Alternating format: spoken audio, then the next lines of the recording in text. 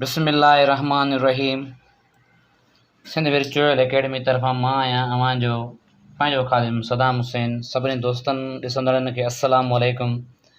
जिन दोस्तनि असांजे YouTube channel Sindh virtual academy खे जॉइन न कयो, सब्सक्राइब न कयो, उहे दोस्त असांजे यूट्यूब चैनल खे सब्सक्राइब कनि, बेल आइकन खे दॿाइनि ऐं पंहिंजी राय ॾियनि। असांजो व्हाट्सएप नंबर बि ॾिनल आहे।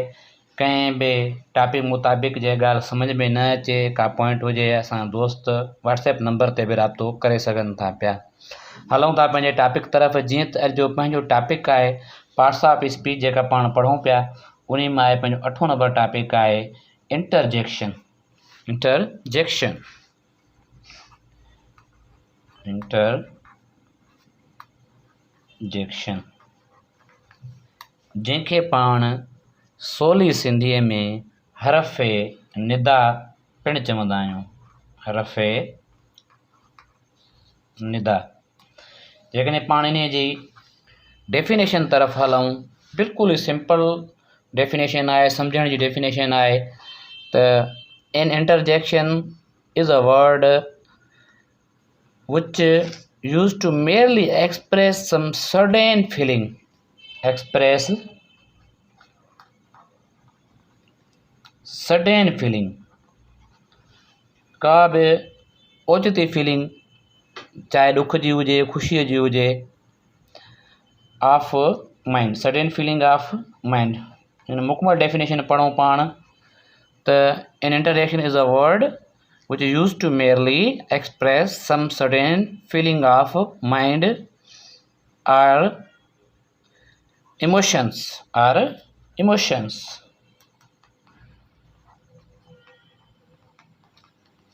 लेकिन सिंधीअ में पाण सवली सिंधीअ में हरफ़ निदा खे पढ़ूं था।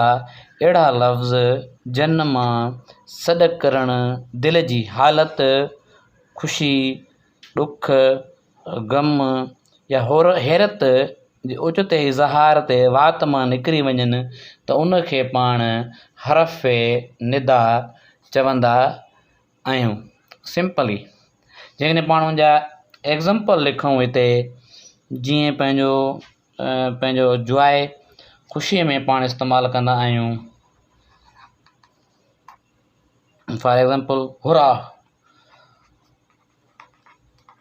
हुरा, हुज़ा। या ग्रीफ में इस्तेमालु कंदा आहियूं पाण अलॉस। या पाण सरप्राइज़ जॾहिं थींदा आहियूं, सरप्राइज़ थियण महिल वात मां लफ़्ज़ निकिरंदा आहिनि हा, वाट। या कंहिंखे अप्रूव वग़ैरह करिणो हुजे या ॿी का ॻाल्हि हुजे, ब्रावो। इहे असांजा जेके वर्ड आहिनि उहे आहिनि हरफ़ निदा जा। जेकॾहिं पाण हिन जा फर्दर एग्ज़ाम्पल लिखूं या पाण मिसाल लिखूं, जुमिला लिखूं पाण हिन जा, वाट, हेलो, जेकॾहिं पाण लिखूं था हेलो, हेलो असांजो हरफ़ निदा आहे। What are you doing here, what are you doing here. हे असांजो जुमिले में इस्तेमालु थींदड़ हरफ़ निदा आहे। उनखां पोइ जेकॾहिं पाण ॿियो जुमिलो लिखूं, alas, alas, he is dead, he is did.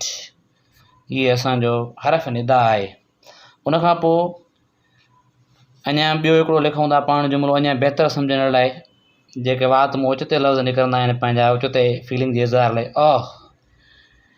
Have they gone, have they gone.